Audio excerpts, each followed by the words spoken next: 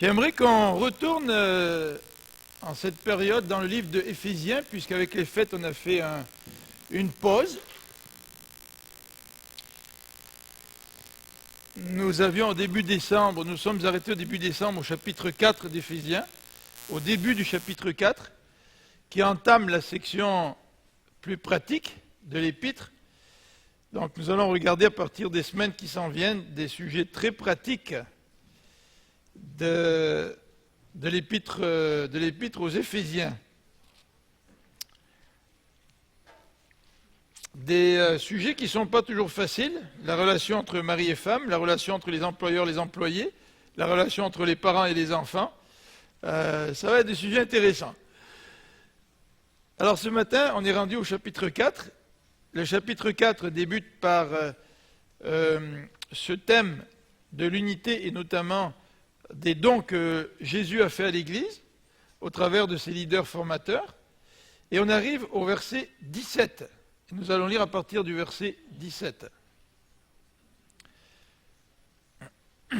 Donc Éphésiens chapitre 4, verset 17 jusqu'au verset 24. Voici donc ce que je dis et ce que je déclare dans le Seigneur. Vous ne devez plus marcher comme les païens qui marchent selon la vanité de leurs pensées. Ils ont l'intelligence obscurcie, ils sont étrangers à la vie de Dieu, à cause de l'ignorance qui est en eux, à cause de l'endurcissement de leur cœur. Ayant perdu tout sentiment, ils se sont livrés au dérèglement pour commettre toute espèce d'impureté jointe à la cupidité. Mais vous, ce n'est pas ainsi que vous avez appris Christ. Si du moins vous l'avez entendu, et si conformément à la vérité qui est en Jésus, c'est en lui que vous avez été instruits à vous dépouiller par rapport à votre vie passée, du vieil homme qui se corrompt par les convoitises trompeuses, à être renouvelé dans l'esprit de votre intelligence et à revêtir l'homme nouveau, créé selon Dieu dans une justice et une sainteté que produit la vérité. Alors là, on a un passage un peu théorique. Mais à partir du verset 25, ce sera le sujet d'une prédication ultérieure, l'apôtre va être extrêmement pratique. Il va dire, maintenant que nous sommes chrétiens, bien renoncez au mensonge, par exemple, très pratique ça. Que chacun de vous parle selon la vérité à son prochain. Ne vous mettez pas en colère. En tout cas, si vous mettez en colère, ne péchez point. Alors on va regarder des éléments extrêmement pratiques. Mais avant de rentrer dans le pratique, Paul veut nous présenter deux modes de vie. Et il veut que nous comprenions que si nous sommes devenus chrétiens, notre mode de vie a changé. Si nous ne comprenons pas que notre mode de vie a changé lorsque nous sommes devenus chrétiens, nous allons être ce que nous appelons aujourd'hui, au XXIe siècle, des chrétiens nominaux.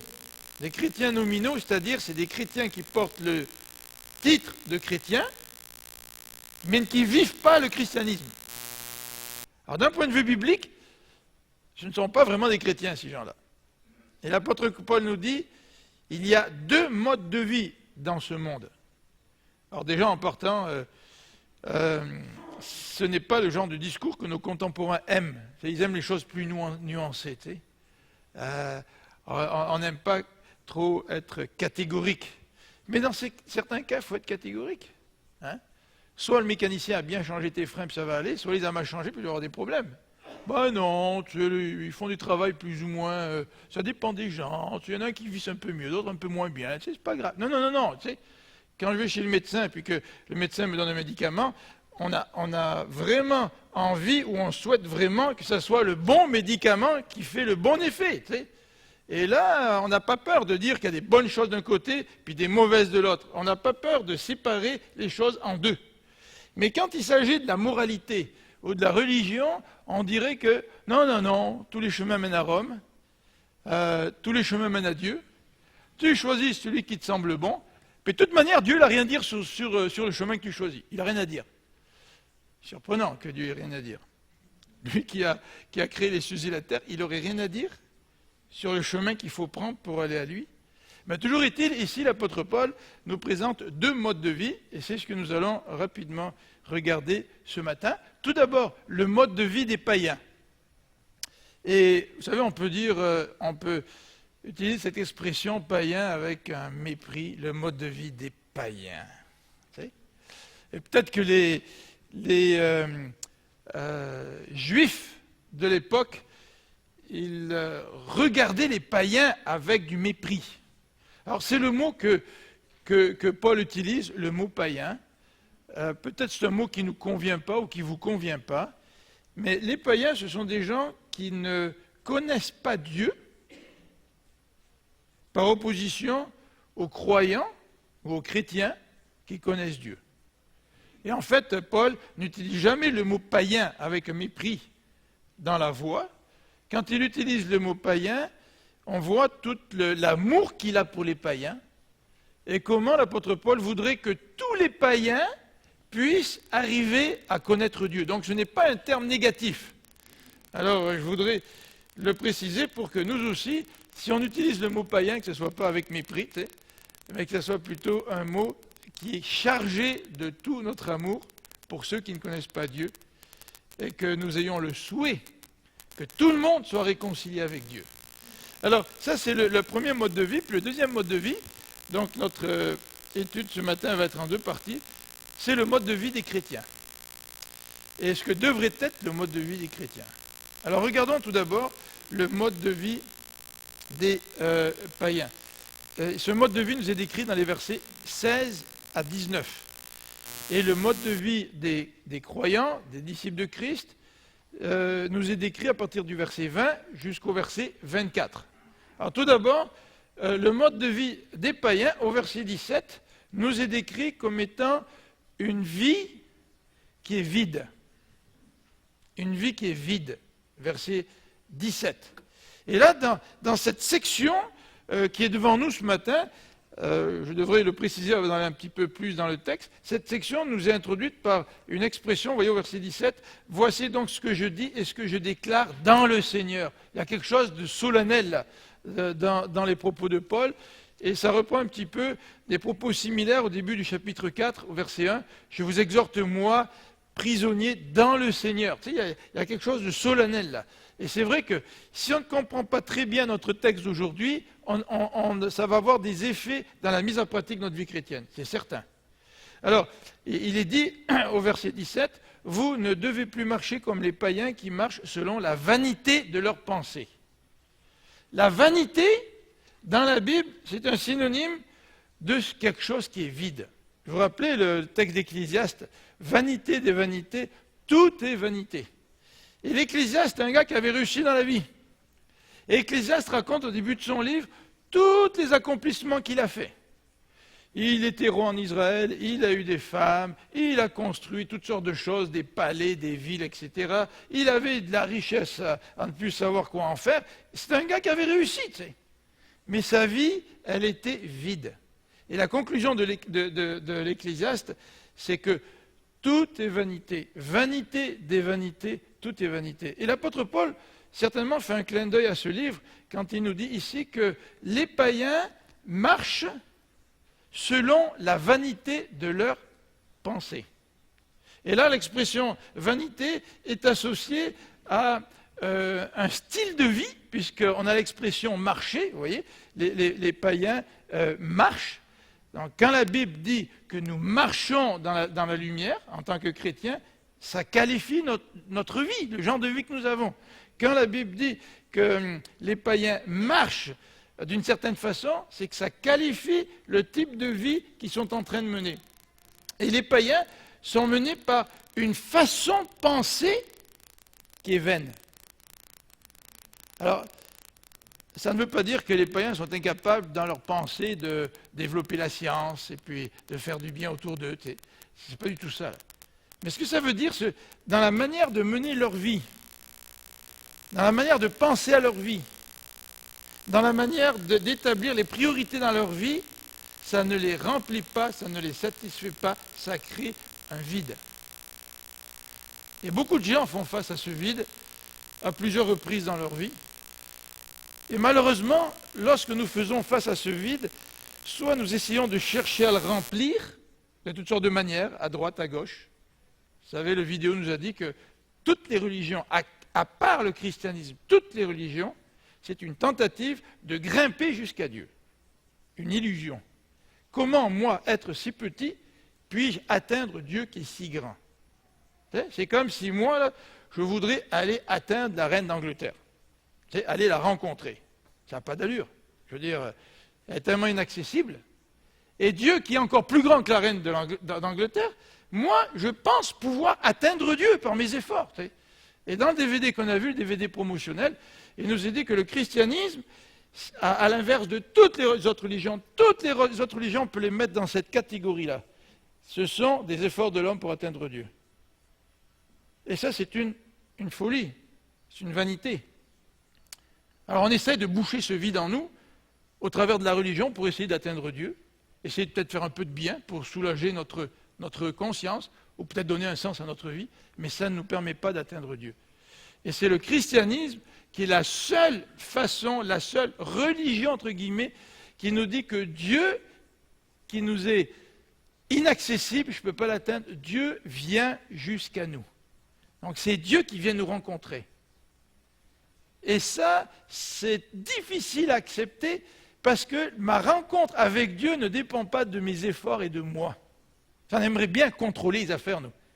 On aimerait bien pouvoir de nous-mêmes arriver jusqu'à Dieu, mais quel orgueil, quelle prétention de pouvoir, moi, arriver jusqu'à Dieu. Maintenant, la Bible nous dit que dans sa grâce, Dieu vient jusqu'à nous.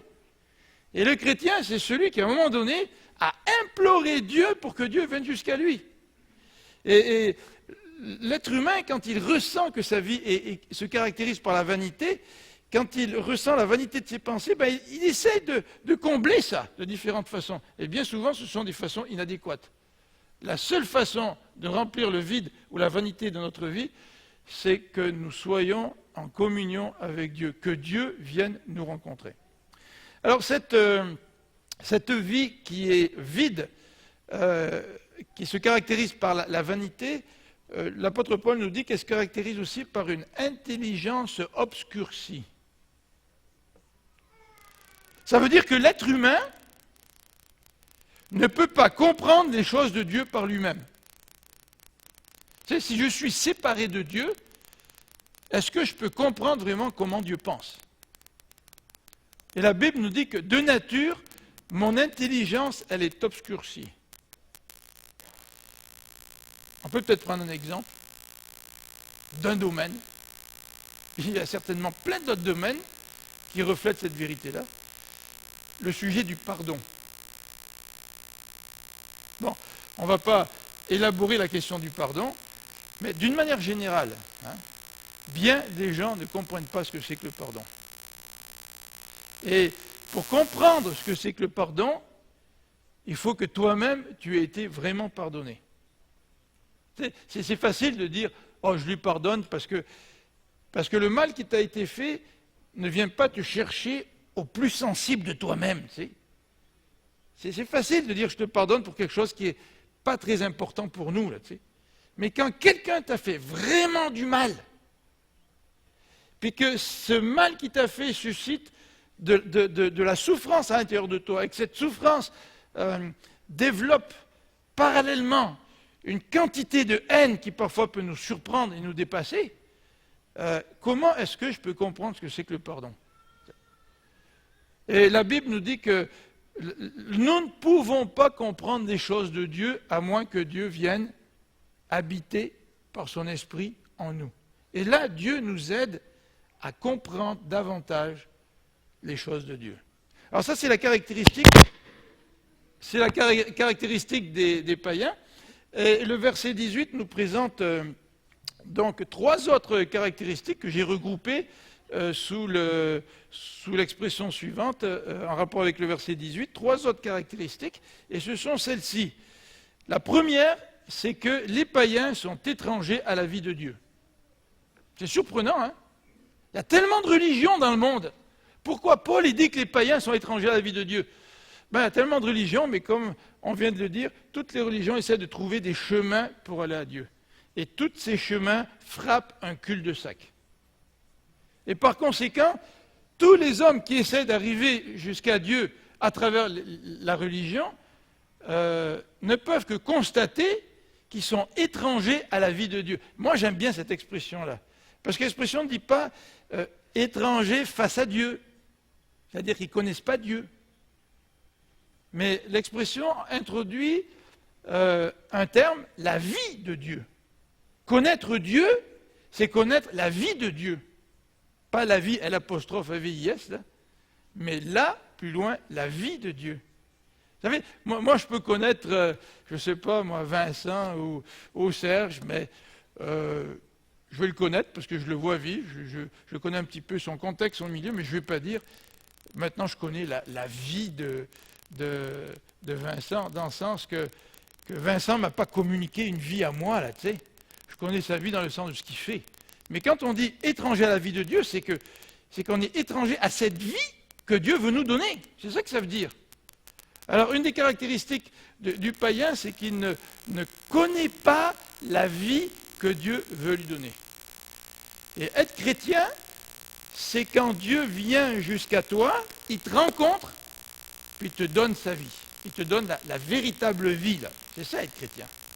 Alors, le deuxième élément, deuxième caractéristique dans ce passage, c'est que les gens sont étrangers à la vie de Dieu à cause de leur ignorance, première raison, et deuxième raison, à cause de l'endurcissement de leur cœur. Ça, c'est dur à prendre, les amis, là. Si vous êtes quelqu'un qui est religieux, puis vous essayez de faire du bien, pour essayer d'atteindre Dieu, tu sais, puis là, vous lisez ce que dit l'apôtre Paul, puis l'apôtre Paul te dit, ouais, tu fais des actes religieux, tu essaies d'atteindre Dieu, mais dans un sens, tu es étranger à la vie de Dieu. Puis l'apôtre Paul te dit, écoute Philippe, là, tu fais des bonnes choses, mais dans le fond, tu ne connais rien à la vie de Dieu parce que tu es ignorant. Ah, je me sentirais un peu insulté, moi, tu sais. Mais c'est ce que dit Paul dans 1 Corinthiens aussi. Il dit que l'être humain, par lui-même, ne peut pas comprendre des choses de Dieu. Et c'est pour ça que Jésus, dans les évangiles, parle de la foi d'un petit enfant. Tu as besoin de la foi d'un petit enfant pour te tourner vers Dieu, au lieu de prétendre que toi, par tes capacités, tu es capable de connaître Dieu, tu es capable d'arriver jusqu'à lui, tu es capable presque de t'asseoir égal à égal sur le même niveau, là, et puis lui, de l'autre côté de la table, puis toi, tu es là, tu sais. Je rappelle ce que dit la Genèse. Hein. Je touche mon fil, puis je pense que c'est moi qui fais du bruit, là. Dans la Genèse, Satan dit à Adam et Ève, en particulier à Ève, il dit, prends du fruit, puis tes yeux vont s'ouvrir, et tu seras comme Dieu. Tu ne peux pas arriver à Dieu en te comportant comme si tu étais Dieu, ou comme si tu étais égal à lui. Donc ça prend une bonne dose d'humilité là, de reconnaître que tu es ignorant et que tu as besoin que Dieu vienne te toucher. Tu es ignorant de Dieu, tu es ignorant de la vie de Dieu jusqu'au moment où Dieu vient dans ta vie. Et la deuxième raison ici, il est question de l'endurcissement de leur cœur. Vous savez, ça c'est un thème qui revient sous la plume de Paul. Le péché fait que j'ai un cœur par nature qui est dur. Et pour cacher cette dureté du cœur, on fait des transferts. Alors là, je vais essayer de faire du bien. Je sais que je fais du mal d'un côté, mais je vais faire du bien, puis ça va peut-être apaiser ma conscience, et ça va peut-être me permettre de vivre un peu mieux avec le mal que je fais. Mais ce n'est pas une affaire comme ça, vis-à-vis de Dieu. Ce n'est pas une question de balance. Comme chez les Égyptiens, là, tu vas aller dans le séjour des morts, puis on pesait tes bonnes œuvres et tes mauvaises œuvres. Et puis, selon le côté de la balance qui va peser le plus, ça va déterminer le lieu où tu vas aller après ta mort. Mais ce n'est pas une question mathématique avec Dieu, là. Fais un peu plus de bien que de mal, puis l'affaire va être réglée. La Bible nous dit que le péché que nous faisons, aussi petit soit-il, nous empêche de connaître Dieu. Parce que Dieu haït le péché. Et Dieu, il n'y a pas un brin de péché en lui. Alors comment Dieu peut être en communion, en relation avec moi qui suis pécheur? Et c'est ce péché qui fait que j'ai le cœur endurci jusqu'au moment où je rencontre Dieu et jusqu'au moment où Dieu change mon cœur. Alors, trois autres caractéristiques des païens, c'est qu'ils sont étrangers à la vie de Dieu à cause de leur ignorance, à cause de l'endurcissement de leur cœur.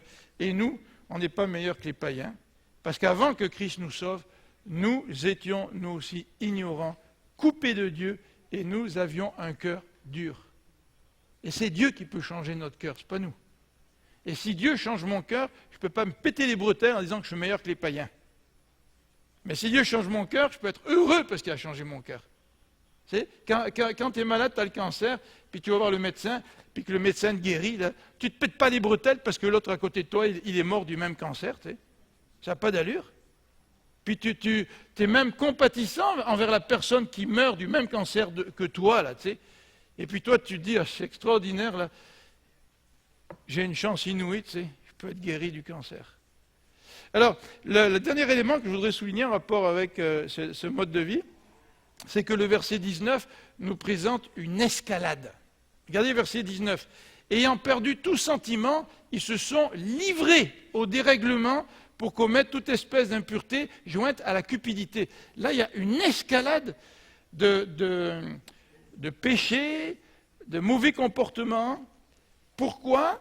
Parce qu'ils ont, au verset 19, perdu tout sentiment. Alors, qu'est-ce que ça veut dire perdre tout sentiment ? C'est-à-dire qu'ils ont perdu toute conscience.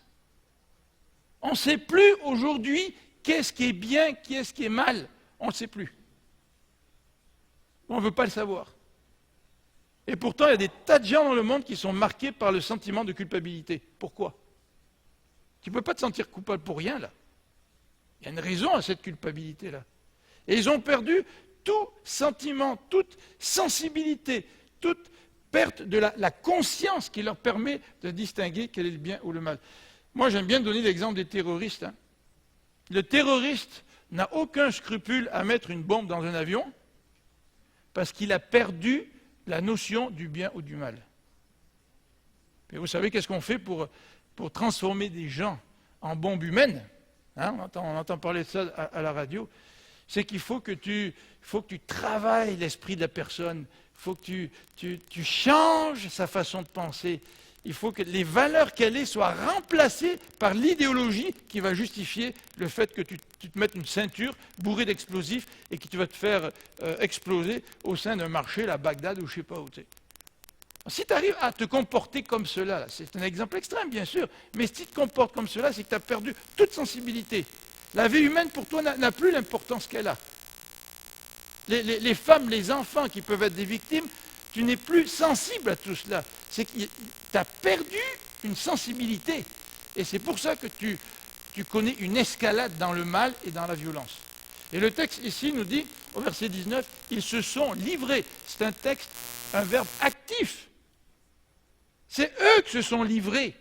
Ils ont perdu la sensibilité entre le mal et le bien. Ils ont perdu tout sentiment et ils se sont livrés au dérèglement.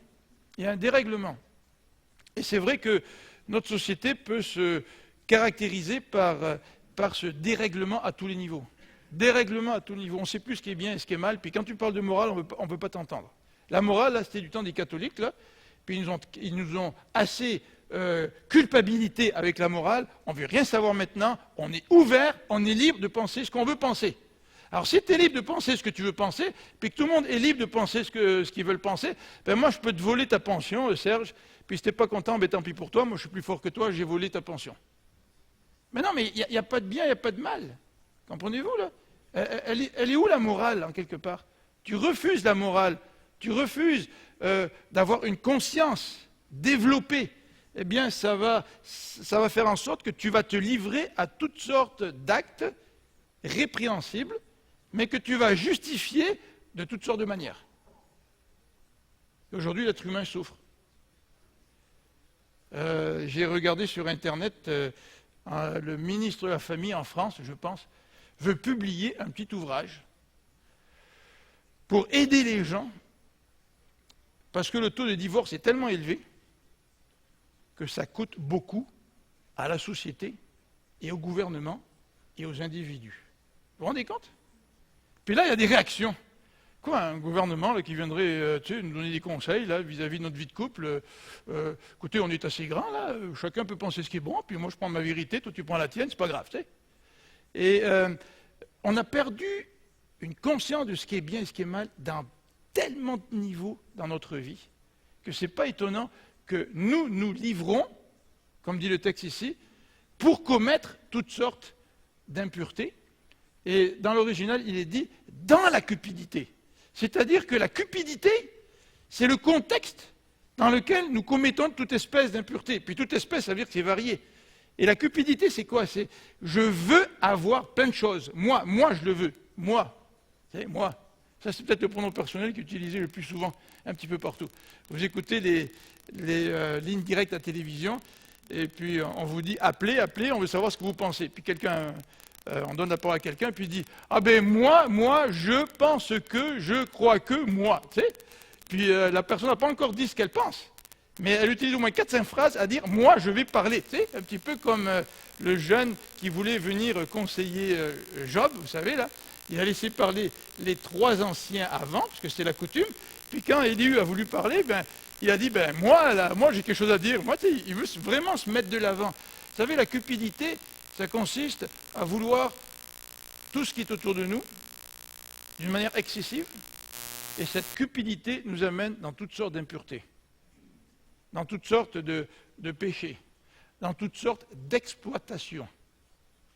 Et si on peut faire une petite parenthèse, dans le domaine sexuel, la cupidité amène à l'exploitation de l'autre. Dans le domaine sexuel, la cupidité nous amène à exploiter, par exemple, le corps de la femme. C'est la cupidité qui pousse les gens à vendre des voitures en mettant des femmes déshabillées à côté d'elles. Parce que tu veux vendre, tu veux du fric, tu veux de l'argent. Qu'est-ce qui te permet de vendre? Ben, c'est le corps d'une femme. Donc la cupidité nous amène à commettre toute espèce d'impureté. Alors voilà le monde de vie des païens. Écoutez, c'est ça. Hein. Et puis, la plupart d'entre nous, on peut vraiment se rappeler que ça, c'était notre façon de vivre avant de devenir chrétien. Et là, Paul va parler maintenant du mode de vie du chrétien. Et il va souligner que le chrétien, c'est quelqu'un qui a eu une expérience passée. Et dans ces versets 20 à 24, on peut retenir 3 verbes. Le premier verbe, c'est apprendre au verset 20. C'est entendre, ensuite, au verset 21. Je ne l'ai pas noté sur le PowerPoint, mais c'est ensuite instruire.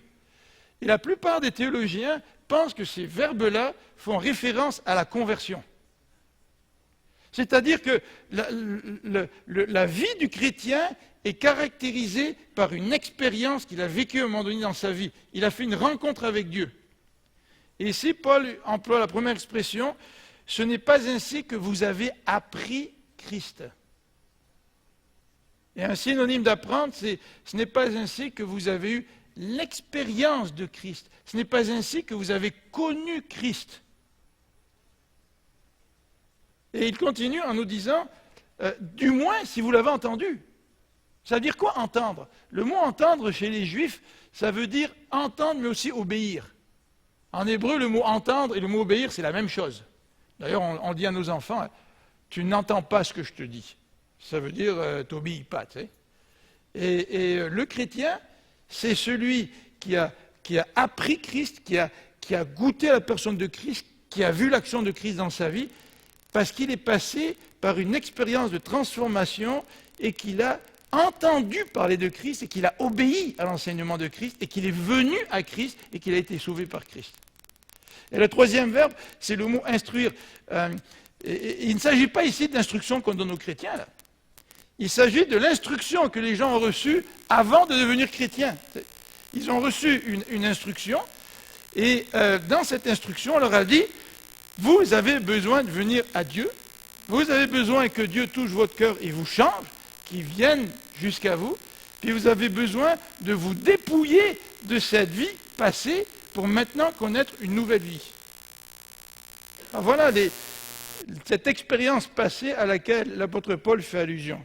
Il va aller un petit peu plus loin dans le verset 22, il va nous parler du vieil homme. Alors le vieil homme, on pourrait le traduire dans le contexte moderne, notre vieux être, tu sais, parce que les femmes pourraient se sentir un petit peu exclues de ça, là. Mais mesdames, vous avez un vieil homme, vous aussi, là, tu sais.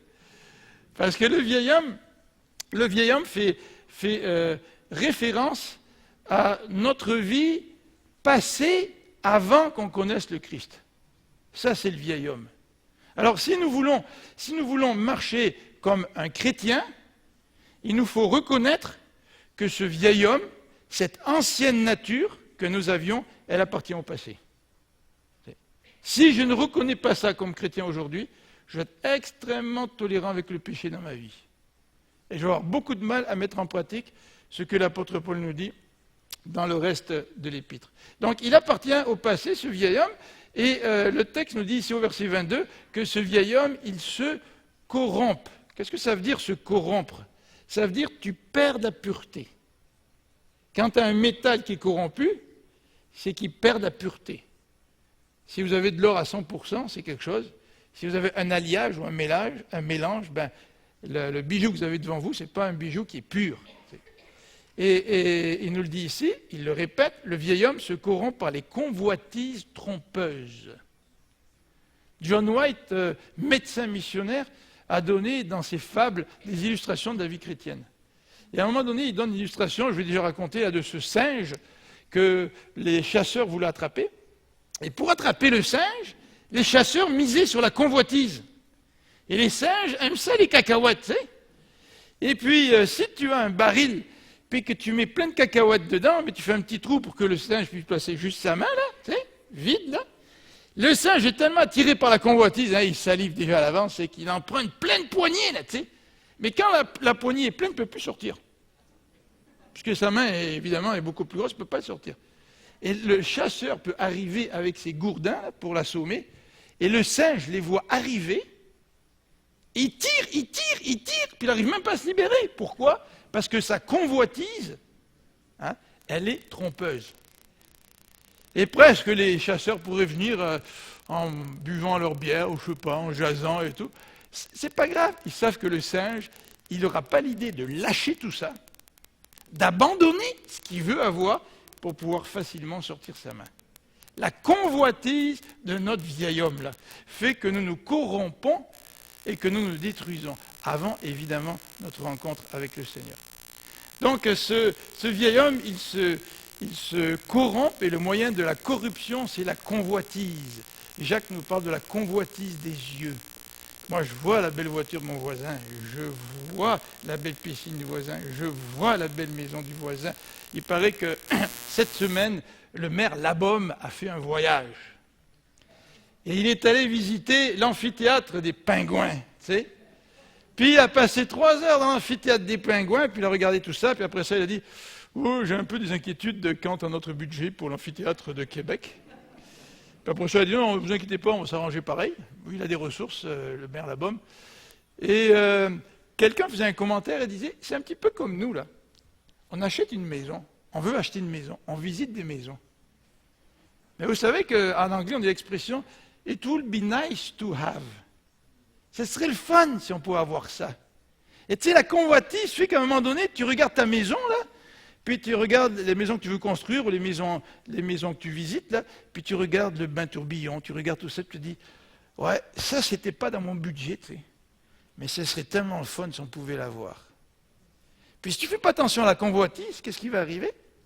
C'est que tu vas péter ton budget. Et quand tu vas péter ton budget, ça c'est bien québécois, péter le budget, là, je ne sais pas si... Mes parents, quand ils vont écouter ça en France, ils vont dire, là, Philippe, là, il faudrait que tu changes ton vocabulaire, là. On va dépasser notre budget. Et puis après ça, on peut tomber dans toutes sortes de problèmes financiers. Mais qu'est-ce qui est à l'origine? C'est la convoitise. La convoitise peut mener au meurtre. La convoitise mène à l'exploitation. Mais ça caractérisait mon vieil homme. Et quelle est mon attitude face à mon ancienne vie? Est-ce que j'ai compris que maintenant, j'ai une nouvelle vie? Parce que je suis un chrétien. Et que mon mode de vie ne doit pas être le même mode de vie qu'avant ma rencontre avec Dieu. Et on va terminer avec ce dernier élément que nous retrouvons dans ce texte. C'est que le texte nous dit, au verset 24, que nous avons revêtu l'homme nouveau. Vous savez, souvent on pourrait dire, Dieu m'appelle à revêtir l'homme nouveau maintenant que je suis chrétien. C'est pas vrai, là. Tu es déjà un homme nouveau. Pourquoi? Parce que la conversion, c'est un changement de nature. Quand Dieu vient jusqu'à toi et qu'il touche ta vie, il change ta vie. Et quand il change ta vie, il te donne une nouvelle façon de penser. Il te donne de nouvelles motivations qui fait que tu vas vivre différemment qu'avant. Si un chrétien vit, de manière générale, comme un païen, puis je ne veux pas dire par là que tous les païens sont des pourris, les païens peuvent vraiment accomplir de bonnes choses, mais vous comprenez ce que je veux dire, hein? Les bonnes œuvres, là, ça ne me permet pas d'arriver à Dieu. Là. À un moment donné, l'échelle, on s'aperçoit qu'on arrive au dernier barreau, tu sais, on ne peut pas aller plus haut. Alors, le chrétien, c'est celui qui comprend que l'homme nouveau qu'il est appartient au présent. Vous êtes, je suis un être nouveau si Dieu m'a sauvé. Et si je suis un être nouveau, bien, ça va se manifester dans ma vie quotidienne. Et l'apôtre Paul va décrire ce que devrait être notre vie quotidienne. Renoncez au mensonge. Que chacun de vous parle selon la vérité à son prochain. Si vous mettez en colère, attention de ne pas pécher. Que celui qui dérobe, ne dérobe plus, plutôt qu'il travaille. Qu'il ne sorte de votre bouche aucune parole mauvaise. Et ainsi de suite. Donc le chrétien, c'est quelqu'un qui est nouveau, et le texte nous dit que cette nouvelle création que nous sommes, c'est Dieu qui l'a faite. Regardez au verset 24. Revêtir l'homme nouveau, créé selon... Est-ce que c'est toi qui te crées pour que tu sois nouveau? Est-ce que c'est toi qui essaies de changer? Est-ce que c'est toi qui essaies de lutter contre la tentation, contre les pulsions, contre toutes sortes d'affaires? Moi, je ne peux pas lutter de moi-même là. Il faut que Dieu vienne me donner un nouveau cœur. Ça, c'est l'œuvre de Dieu. Vous vous rendez compte? Lorsque tu as rencontré Dieu, lorsque j'ai rencontré Dieu, je suis une œuvre de Dieu. Il a changé ma vie. Il a transformé ma vie. Et maintenant, Paul m'appelle à vivre tel que je suis. Un homme nouveau, un être nouveau qui a été créé par Dieu. Et là, le verset termine en disant « Créé selon Dieu dans une justice et une sainteté, selon que produit la vérité. » Alors Dieu, c'est un Dieu de vérité. Et Dieu nous communique sa vérité sur le péché, sur le besoin d'être pardonné, sur le besoin d'être gracié par Dieu. Et cette vérité, lorsque nous la recevons, elle produit quelque chose en nous. Et les commentateurs ont divisé le mot justice et sainteté en deux parties, en disant que la sainteté fait allusion à notre relation avec Dieu, c'est la première partie des 10 commandements, et la justice, c'est une justice pratique dans nos relations avec les êtres humains. C'est les 6 derniers commandements. Vous savez que les 6 derniers commandements parlent de notre relation avec les autres. Tu ne convoiteras pas le bœuf de ton prochain, c'est ma relation avec l'autre. Tu ne convoiteras pas la femme de mon prochain, c'est la relation avec l'autre. Mais marcher dans la sainteté, c'est la relation avec Dieu. Tu ne te feras pas d'image taillée. Tu ne feras pas d'idolâtrie. Tu n'adoreras pas la création. C'est Dieu qui l'a créée. Adore celui qui est derrière la création plutôt que d'adorer la création. Alors lorsque Dieu nous crée, lorsque Dieu nous a changés, eh bien, il produit en nous la justice et la sainteté. Et cette justice et cette sainteté, elle va être l'objet du commentaire de Paul dans les versets 25 et suivants d'Éphésiens, la deuxième partie de l'épître aux Éphésiens. C'est un appel sérieux, hein? Regardez ce que dit Paul au verset 1. Voici ce que je dis et ce que je déclare dans le Seigneur. C'est sérieux là. Est-ce que nous avons compris ce que c'est que la différence entre notre ancienne vie et notre vie aujourd'hui? Ben, si nous l'avons compris, ça va se voir dans notre marche quotidienne, dans notre façon de vivre sur cette terre. Alors, en conclusion, le verset 23 nous dit que lorsque Dieu a changé notre vie, il a touché notre esprit, notre façon de penser. Nous ne pensons plus comme avant, et Dieu veut continuer à renouveler notre façon de penser. Et Dieu nous donne des nouvelles motivations et des capacités d'agir. N'acceptons pas le péché dans notre vie. Ne soyons pas tolérants avec le péché dans notre vie. Nous sommes une nouvelle créature. Nous ne serons jamais parfaits. Le chrétien, il pêche, et parce qu'il ne tolère pas le péché, il vient à Dieu, demande pardon, Dieu le pardonne. Ça, c'est extraordinaire. Le pardon de Dieu, là, il prend l'ardoise, puis il l'efface à chaque fois que nous péchons. Mais ce n'est pas parce qu'il efface l'ardoise que je me sens libre de commettre n'importe quel péché. Non, quand je pêche devant Dieu, je suis touché par mon péché, puis je viens à Dieu, puis je lui demande pardon pour pouvoir continuer avec lui dans sa grâce. Et en faisant ça, Année après année, au fur et à mesure que je marche avec Dieu, ma vie change.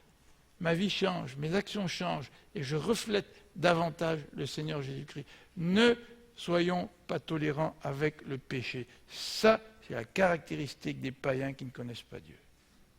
Prions ensemble.